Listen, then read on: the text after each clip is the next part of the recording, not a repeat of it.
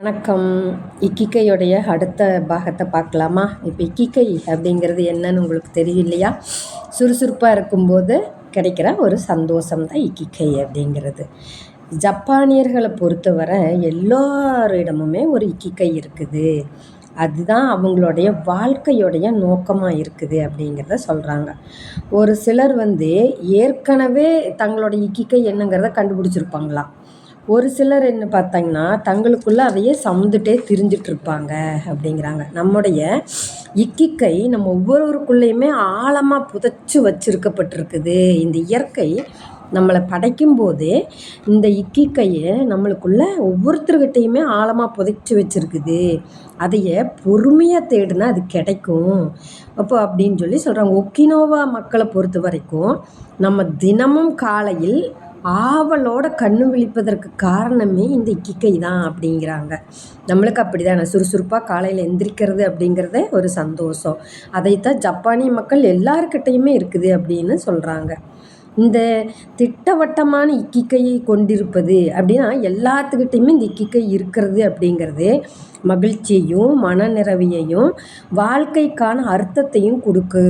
அடுத்தது உடல், உள்ளம், ஆன்மா ஆகிய மூன்றுடைய ஆரோக்கியத்தின் மீதும் நிரந்தரமாக தாக்கத்தை ஏற்படுத்துது. அதுதானே முக்கியம். நம்ம வாழ்க்கை வாழும்போது ஒரு மகிழ்ச்சியான வாழ்க்கை, ஒரு மனநிறைவான வாழ்க்கை, ஒரு அர்த்தத்தை கொடுக்கக்கூடிய வாழ்க்கை அப்படிங்கும்போது உடல், உள்ளம், ஆன்மா இது எல்லாமே ஒரு ஆரோக்கியமாக இருக்கணும் இல்லையா? அந்த ஆரோக்கியத்துக்கு இந்த இக்கிக்கை ரொம்ப முக்கியம் அப்படின்னு சொல்லி சொல்கிறாங்க. நீங்கள் இப்போ ஜப்பானில் இருந்திருந்தீங்கன்னா அங்கே மக்கள் தங்களுடைய வேலையிலிருந்து ஓய்வு பெற்ற பிறகுமே வாழ்க்கையில் சுறுசுறுப்பாக செயல்பட்டுட்டு இருக்கிறத நீங்கள் பார்ப்பீங்க, பார்த்து வியப்படைவீங்க. இப்போ நம்மெல்லாம் ஒரு வேலையிலிருந்து ரிட்டையர்ட் ஆயாச்சுன்னா அவ்வளோதான், முடிஞ்சு போச்சு, பென்ஷன் வருதுன்னு உட்காந்துக்குறோம். ஆனால் ஜப்பானில் அப்படி இல்லை. அவங்க அதை ஒரு ரிட்டையர்மெண்ட்டாகவே அவங்க நினைக்கிறது இல்லை. அதுக்கப்புறம் அவங்க ஆட்டோமேட்டிக்காக என்ன வேலை செய்ய முடியுமோ அந்த வேலைக்கு சுறுசுறுப்பாக செயல்பட்டுட்டே இருப்பாங்க அப்படின்னு சொல்கிறாங்க. பெரும்பாலான ஜப்பானியர்கள் உண்மையில் ஒருபோதும் ஓய்வு பெறுவதே இல்லை. தங்கள் ஆரோக்கியம் அனுமதிக்கும் காலம் வரை அவர்கள் தங்களுக்கு பிடித்த வேலையை தொடர்ந்து செஞ்சுட்டே இருக்காங்க. அப்போது நம்ம ஆரோக்கியம் நல்லா இருக்க வரைக்கும் சும்மா உட்காந்து டிவி பார்க்குறதோ போன நோண்டுறதோ எதுவுமே அவங்க பண்ணுறதில்ல. அவங்க பாட்டுக்கு ஏதோ ஒரு வேலையை செஞ்சுட்டு இருக்கிறாங்க.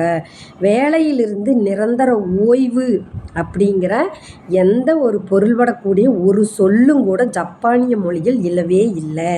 ஜப்பானிய கலாச்சாரத்தில் வாழ்வின் நோக்கத்திற்கு பெரும் முக்கியத்துவம் கொடுக்கப்படுவதால் அங்கு ஓய்வு பெறுதல் என்ற பேச்சுக்கே இடமில்லை அப்படின்னு சொல்லி அங்கே நேஷனல் ஜியாகிரபிக் பத்திரிகையாளர் ஒருவர் சொன்னாராமா. ஜப்பானில் அவங்க வாழ்க்கையைத்தான் முக்கியமாக எடுத்துக்கிறாங்க, பணத்தை முக்கியமாக எடுக்கிறதில்ல. அவங்க வாழ்க்கையை வாழ்கிறத முக்கியமாக எடுக்கிறதுனால ஓடி ஓடி உழைக்கிறாங்க. அந்த உழைப்புனால அவங்க பணக்கார நாடாக மாறிட்டு வர்றாங்க, எல்லா அறிவு நிறைந்த நாடாக அவங்க மாறிட்டு வர்றாங்க அப்படிங்கிறத அந்த பத்திரிகையாளர் சொல்கிறாரு. அப்போது நீண்ட ஆயுளுக்கு உலகெங்கும் பிரபலமாக இருக்கும் ஜப்பானியருடைய ஆரோக்கியமான உணவு எந்த அளவுக்கு முக்கியமோ அங்கே அந்த இக்கிக்கையும், அதாவது சுறுசுறுப்பாக இருக்கிறதும் அப்படிங்கிறதும் மக்கள் தங்கள் சமூகத்தில் தீவிரமாக பங்கு கொள்ளும் போக்கும் அவங்களுடைய சமூகத்தில் நிறைய பங்கு வகிக்கிறாங்க. அதாவது எல்லாத்தையும் வீசி எறிஞ்சு போட்டு என் வீடு உண்டு என் குழந்தை உண்டுன்னு அவங்க இருக்கிறதில்ல. சமூகத்து கூட ஒன்றி இருக்கிறாங்க, வாழ பழகிக்கிறாங்க அப்படிங்கிறாங்க. அதுதான் அது எந்த அளவுக்கு அவங்க முக்கியமாக வச்சுருக்கிறாங்களோ அந்த அளவுக்கு அவங்க நீண்ட ஆயுள்கள் அவங்களுக்கு இருக்குது அப்படிங்கிறத ஆய்வுகள் தெரிவிக்குதா. ஒக்கினோவா மற்றும் பிற ஒரு மண்டலங்கள், அதாவது ஒரு 5-6 மண்டலத்தை எடுத்து ஆராய்ச்சி பண்ணுறாங்க.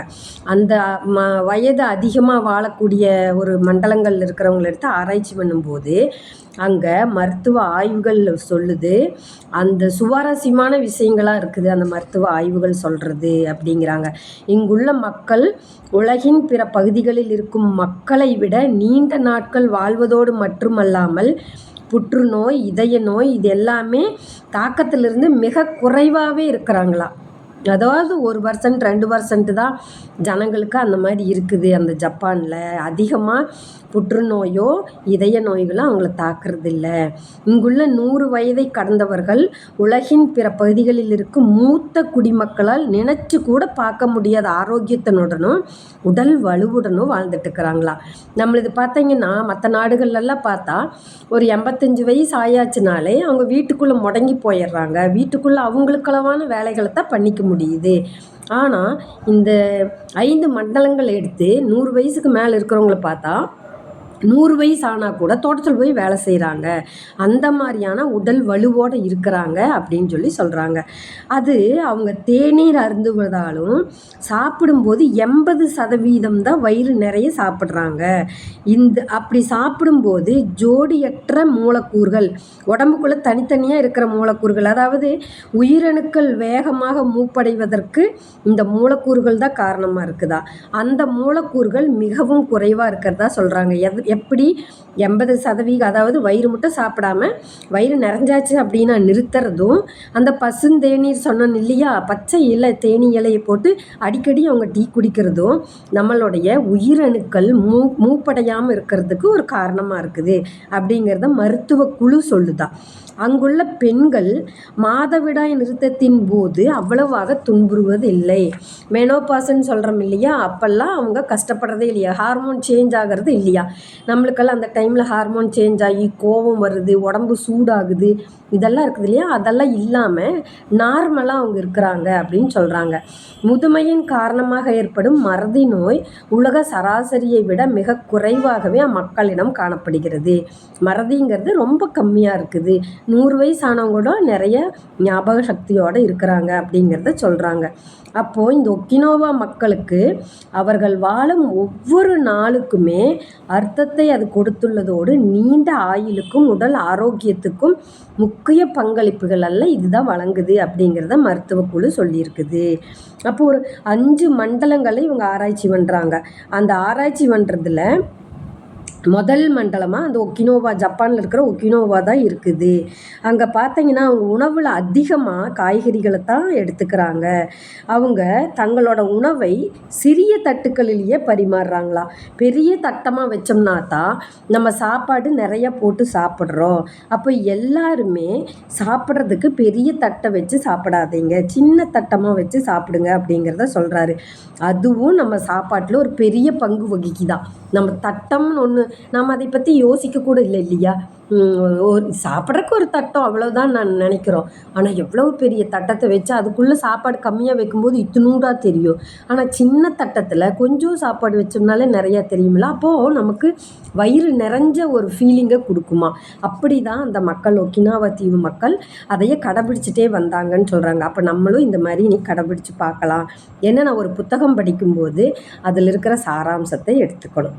நீங்களும் அதை கடைபிடிக்கிறீங்களா அப்படின்னு சொல்லிட்டு இந்த இதையை கேட்டிங்கன்னா, இந்த பார்ட்டை கேட்டிங்கன்னா கடைசியில் பதில் சொல்லுங்கள். நம்மளும் ஒக்கினோவா தீவில் உள்ள மக்கள்கள் கடைபிடிச்ச மாதிரி சிறிய தட்டிலேயே நம்ம இனிமேல் சாப்பிட பழகலாமா அப்படிங்கிறத நீங்கள் சொல்லுங்கள். அடுத்தது 2வது சார்டீனியா அப்படிங்கிற ஒரு இத்தாலியில் இருக்கக்கூடிய ஒரு மண்டலத்தை எடுத்திருக்காங்க. அங்கே போய் பார்க்கும்போது அந்த மக்களுமே காய்கறிகளை ரொம்ப சேர்த்திக்கிறாங்களா. நீங்கள் நல்லா நினச்சி பாருங்களேன், மேற்கத்திய நாடுகளுக்கான உணவுகள் அப்படிங்கிறது நான்வெஜ் தான், மாமிச உணவுகள் தான். ஆனால் அந்த மண்டலங்களில் அது ஒரு தீவுகளாகவும் இருந்திருக்குது.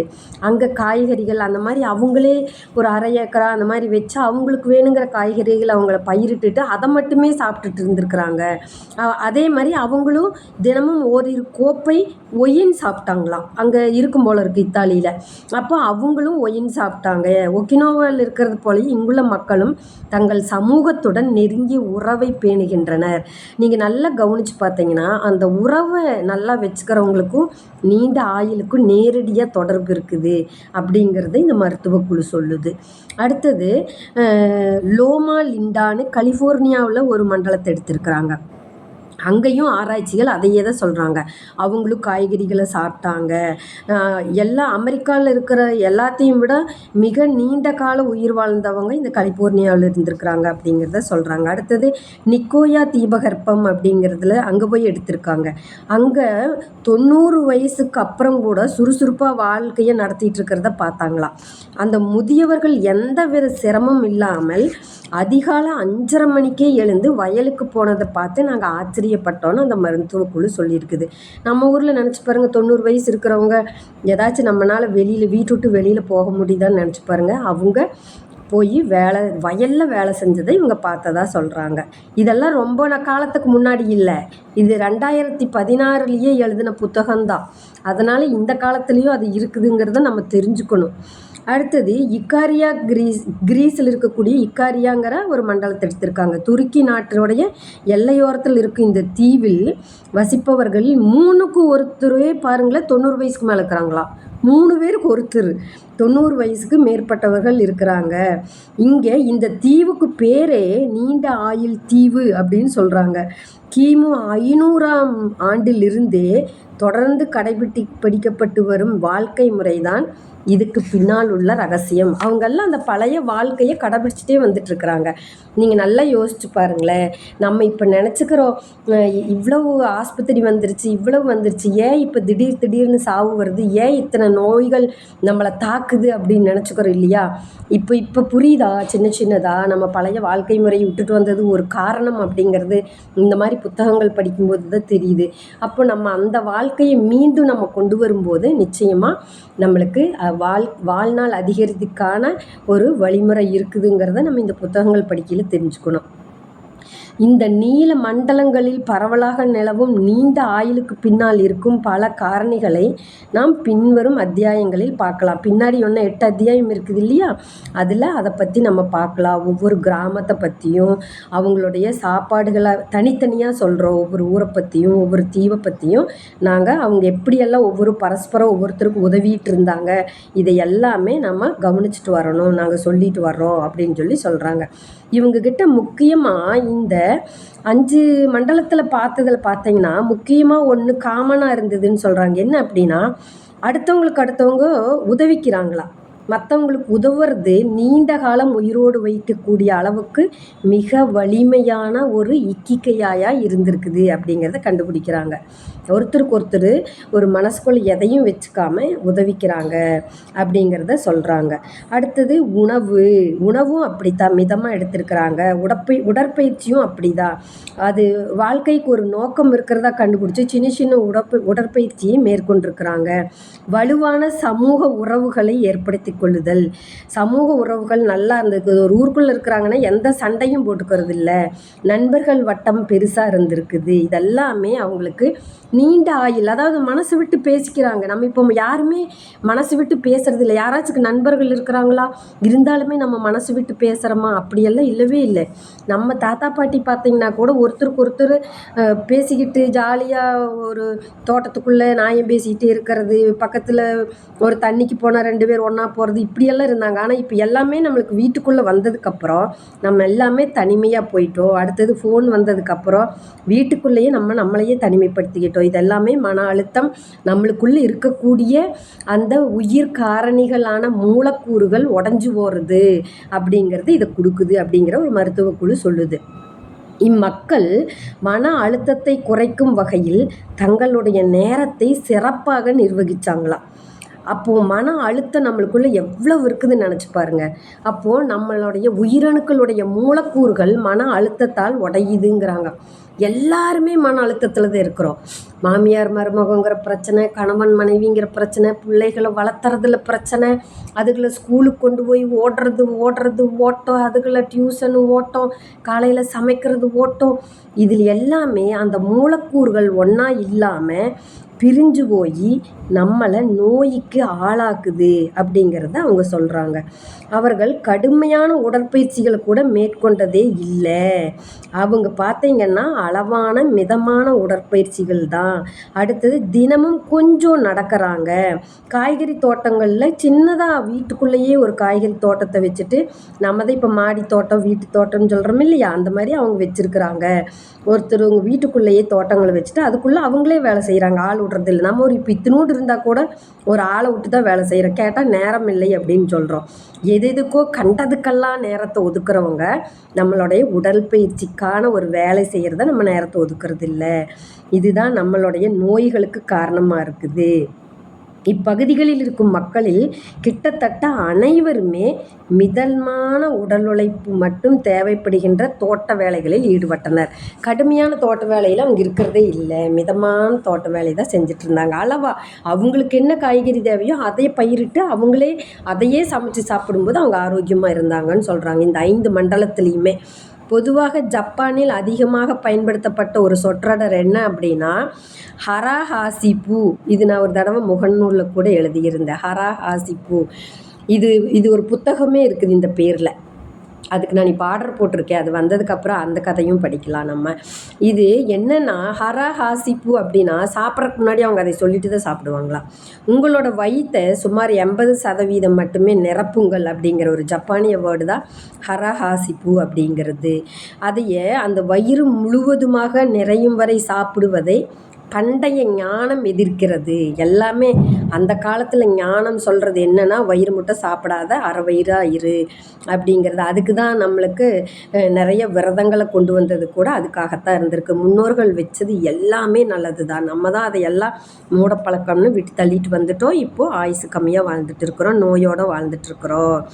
அளவுக்கு அதிகமாக சாப்பிடும்போது செரிமானத்துக்கு நீண்ட நேரம் ஆவதால் உயிரணுக்களில் ஆக்சிஜனேற்றம் அதிகரிக்கிறது. இது உடலுக்கு கூடுதல் சுமையை ஏற்படுத்துகிறது என்பதால் அவங்கள் சாப்பிடுவதை குறைவாக சாப்பிட்டாங்க அப்படிங்கிறத சொல்கிறாங்க. அப்போ உங்கள் வயிறு 80% வரை நிரம்பி விட்டது அப்படிங்கிறத அளவிட முறையான வழிமுறைகள் எதுவுமே இல்லை. அது உண்மைதான். ஆனால் நம்ம வயிறு கிட்டத்தட்ட நிரம்பிருச்சு அப்படின்னு உணரும்போது சாப்பிடுவதை நாம் நிறுத்திக்கொள்ள வேண்டும் அப்படிங்கிறது தான் இந்த கூற்று உணர்த்தும் செய்தி. அந்த கூடுதலான ஒரு தொடுகறி நமக்கு உண்மையிலேயே தேவையில்லை என்று உணரும் போதிலும் நாம் உண்ணுகின்ற நொறுக்கு தீனி, இனிப்பு, மதிய உணவுக்கு அப்புறமா சாப்பிட்றக்கூட இனிப்பு பதார்த்தம், இது எல்லாமே அப்பத்திக்கு நம்மளுக்கு இன்ப உணர்வை கொடுத்தாலும் அவற்றை உண்ணாமல் இருப்பது நீண்ட கால நோக்கில் நமக்கு மகிழ்ச்சியை கொடுக்கும். நம்ம அப்பத்துக்கு சந்தோஷத்தை கொடுக்குதுன்னு நம்ம இனிப்பை சாப்பிட்றோம். ஆனால் நம்மளுடைய எதிர்காலத்துக்கு நீண்ட காலத்துக்கு அது மகிழ்ச்சியை கொடுக்காது, நம்மளுடைய ஆயுளை கொடுக்காது. அதனால் அந்த இனிப்பை குறைச்சிக்கணும், அதை எடுத்துக்கிறத குறைச்சிக்கணும் அப்படிங்கிறத சொல்கிறாங்க. அடுத்தது உணவு பரிமாறப்படும் முறையும் ரொம்ப முக்கியம். உணவை பல சிறிய தட்டுக்களில் பரிமாறுவதன் மூலம் ஜப்பானியர்கள் குறைவாக உண்கின்றனர். அவங்க எப்போவுமே சின்ன சின்ன தட்டில் தான் ஒவ்வொன்றையும் கொண்டு வந்து வச்சுக்குவாங்களாம். பொரியல் ஆகட்டும், நான்வெஜ் ஆகட்டும், ஒரு 4-5 தட்டு வச்சுருப்பாங்களா சாப்பிட்றதுக்கு. சாப்பாடு ஒரு தட்டு அப்படின்னா பொரியல் ஒரு தட்டு, நான்வெஜ் ஒரு தட்டு, அந்த மாதிரி சின்ன சின்னதாக வச்சு அந்த உணவுலேருந்து தான் அவங்க சாப்பிடுவாங்களா. அப்போ அதை பார்க்குறதுக்கு 5 தட்டுங்கிறது பெருசாக இருக்கும்போதும் ஆனால் உண்ணும்போது கொஞ்சமாக தான் சாப்பிடுவோம் அப்படிங்கிறத சொல்கிறாங்க. அப்போது அந்த கொஞ்சமாக சாப்பிடும்போதே நம்மளுடைய பசி உணர்வு குறைந்து போவதை நம்மளே காண்பீர்கள். அப்போ நம்ம நாளையிலிருந்து சின்ன ஒரு தட்டில் கொஞ்சமாக போட்டு சாப்பிட்டு பார்க்கலாம், எப்படி நம்மளுக்கு கடைபிடிக்க முடியுதான்னு பார்க்கலாம். அப்போது மேற்கத்தியர்கள் பெரும்பாலும் உடல் எடை குறைந்து கட்டுக்கோப்பான உடலுடன் இருப்பதற்கு இதுவும் ஒரு காரணம் அப்படின்னு சொல்கிறாங்க. அடுத்தது பார்த்திங்கன்னா ஒக்கினோவாவுடைய மக்களின் உணவில் சீனிக்கிழங்கு, மீன், காய்கறி இது எல்லாம் தான் அதிகமாக இடம்பெற்றது அப்படிங்கிறத சொல்கிறாங்க. அடுத்தது உள்ளூர் மக்களுடன் நெருங்கிய தொடர்பை ஏற்படுத்தி கொள்வது ஒக்கினோவா மக்கள் கடைபிடித்து வரும் பழக்கங்களில் ஒன்று. ரொம்ப தொடர்பு, ஒருத்தருக்கு ஒருத்தர் உதவிக்கிறது தான் மறுபடியும் அவங்க சொல்லிட்டு வராங்க. ஒரு குழு சேர்த்து வச்சுக்குவாங்களா அவங்க. ஒன்றாக சேர்ந்து ஒரு இயங்கும் ஒரு குழுவை இவங்க வச்சுருந்தாங்க. அக்குழுவில் உள்ளவர்கள் பரஸ்பரம் ஒருவருடைய நலனை மற்றவர்கள் பேணுவர். தங்களுடைய சமூக குழுவுக்கு சேவை செய்வது என்பது பெரும்பாலானோர்களுக்கு அவர்களுடைய இக்கிக்கையின் ஒரு பகுதியாக இருந்தது. அந்த குழுவில் நான் உதவி செய்கிறேன், நீ உதவி செய்கிறேன்னு சொல்லிட்டு அவங்களுடைய அந்த சுறுசுறுப்பான ஒரு சந்தோஷம் அந்த குழுக்குள்ளே தான் இருந்தது. இக்கிக்கைன்னா அதுதானே. அப்போ அந்த குழுவில் ஒருத்தருக்கு ஒருத்தர் உதவி செய்கிறது ரொம்ப நல்லா இருந்துச்சு அப்படின்னு சொல்கிறாங்க. இப்போ நம்ம பெண்கள் குழு நம்மெல்லாம் இருந்துட்டு ஒருத்தருக்கு ஒருத்தர் உதவுறது எவ்வளோ நல்லா இருக்கும் நீங்கள் நினச்சி பாருங்கள். அதில் ஒரு சின்னதாக கொடுத்த அந்த சந்தோஷத்து கூட நம்மளோட உயிரணுக்களுக்கு கொடுக்கணும் அப்படிங்கிறாங்க. நம்ம உடம்புக்குள்ளே கோடிக்கணக்கான செல்கள் உயிரணுக்கள் இருக்குது இல்லையா, அதுகளும் சந்தோஷமாக இருந்தால் தான் நம்மளுடைய மூப்படையும் அந்த செல்கள் சீக்கிரமாக மூப்படையாது, வயதாகாமல் அதுகளும் இளமையாக இருக்கும் அப்படிங்கிறத சொல்கிறாங்க. அந்த விவசாயிகளுக்கு விளைச்சல் குறைவாக இருந்த காலகட்டத்தில் கூட அவங்க ஒருத்தருக்கு ஒருத்தர் உதவிட்டாங்க. அவங்க தாங்கள் கடைபிடித்து வந்த சிறந்த வழிமுறைகளை பிறருடன் பகிர்ந்துட்டாங்க. அதாவது நம்மளாம் என்ன பண்ணுவோம், ஒரு கொஞ்சம் பணம் சம்பாதிக்கிற வழியை கண்டுபிடிச்சோம்னா அடுத்தவங்களுக்கு சொல்லாமல் ஒழிச்சு வச்சுக்குவோம். அவங்க அப்படி இல்லை, நான் இப்படி தான் பண்ணினேன், இப்படி தான் சம்பாரித்தேன், இது ஈஸியாக இருந்தது அப்படின்னு பக்கத்து வீட்டுக்காரங்களுக்கு கூட சொல்லிக் கொடுப்பாங்களா, நண்பர்களுக்கு கூட சொல்லிக் கொடுப்பாங்களா. அந்த மாதிரி இருந்திருக்கிறாங்க அப்படின்னு சொல்கிறாங்க. இந்த குழு உறுப்பினர்கள் மாதம் ஒரு குறிப்பிட்ட தொகையை தங்கள் குழுவுக்கு வச்சுக்கிறாங்க. மாதாந்திர சந்தா மாதிரி ஒரு பணம் போட்டு எல்லாருமே சேர்த்து வச்சுட்டு ஒன்றாக சேர்ந்து விருந்து உண்பாங்களாம். மாதம் ஒருக்கா விருந்து உண்றது, விளையாட்டு விளையாடுறது, அடுத்தது ஏதாச்சும் பொழுதுபோக்கு நிகழ்ச்சிகளை அவங்களுக்குள்ளேயே செஞ்சுக்கிறது, இதுக்கெல்லாமே அந்த பணத்தை யூஸ் பண்ணிக்கிறாங்க. அப்படி யூஸ் பண்ண பணத்தில் மீதம் இருக்கும் பட்சத்தில் யாருக்கு பண தேவை ஏற்படுகிறதோ அவங்களுக்கு ஒருத்தருக்கு அந்த மிச்ச பணத்தை கொடுத்து அப்போவே காலி பண்ணிடுவாங்களாம். அதுக்கப்புறம் அடுத்த மாதம் பணத்தை சேர்த்தி அதில் மிச்சமாகிறது அடுத்த ஆளுக்கு மிச்ச பணத்தை கொடுத்துருவாங்களா. அது எத்தனை மிச்சமானாலும் ஏற்றுக்கணும். ஆனால் நம்மளாக இருந்தால் ஏற்றுக்குமா, இந்த மாதம் 100 ரூபா மிச்சமாகும், அடுத்த மாதம் 20 ரூபா மிச்சமாகும், அதையே ஏற்றுக்கிறவங்களும் இருந்தாங்களாம். அதுக்கும் சண்டை போட்டுக்க மாட்டாங்களாம். யாருக்கு அந்த 20 ரூபா ஓகேன்னு இருக்குதோ அந்த 20 ரூபாயை வாங்கிக்கிற மாதிரி எல்லாருமே ஒரு குழுவோட நிதி நிலைமையை பொறுத்து இந்த நடைமுறை கொஞ்சம் மாறுபட்டு கூட இருந்தாலுமே ஒருவர் சார்ந்திருத்தல், ஒருவருக்கொருவர் ஆதரவாக இருத்தல் போன்றவற்றை ஏற்படுத்தி கொடுக்கும் பாதுகாப்புணர்வு அவங்களுடைய வாழ்நாள் நீள்வதற்கு உதவுச்சா. ஒருத்தர் கஷ்டம் அப்படின்னு சொன்னால் கூட எல்லாருமே பணம் போட்டு அந்த குழுவில் இருக்கவங்களுடைய கஷ்டத்தை நீக்கிடுவாங்களாம். ஆனால் அது பொய் பேசாமல் இருந்திருக்கிறாங்க. நம்ம இதில் அப்படி இல்லையா, ஒருத்தவங்க உண்மை சொல்கிறாங்களா பொய் பேசுகிறாங்களான்னு நம்மளுக்கே தெரிய மாட்டேங்குது. ஆனால் அவங்க அந்த கோட்பாடோடு இருந்திருக்கிறாங்க, பொய் பேசக்கூடாதுங்கிற கோட்பாடோட. உண்மையிலேயுமே ஒரு ஊருக்குள்ளே இருக்கும்போது ஒருத்தவங்க கஷ்டப்பட்டால் நம்மளுக்கு தெரியும் இல்லையா, அந்த மாதிரி குழுக்களில் கஷ்டப்படுறவங்களுக்கு எல்லாரும் சேர்ந்து உதவி செஞ்சுருக்கிறாங்க, அதில் சந்தோஷப்பட்டுருக்குறாங்க. அது கூட அவங்களுடைய வாழ்நாள் நீள்வதற்கு உதவியாக இருந்திருக்குது அப்படின்னு சொல்கிறாங்க. அப்போது இதையை பற்றி நாங்கள் இவ்வளவு சொல்லிட்டு வரோம் இல்லைங்களா, இதையை இன்னும் நாங்கள் சிறப்பாக ஒவ்வொன்றா மூப்படையாமல் இருக்கிறதுக்கான ரகசியம், உணவு, இதை எல்லாமே நாங்கள் அடுத்த பகுதியில் ஒவ்வொன்றா சொல்கிறோம் அப்படிங்கிறத சொல்லி இந்த பகுதியை முடிச்சிருக்காங்க. நம்ம அடுத்த பகுதியை அடுத்தது பார்க்கலாம். நன்றி, வணக்கம்.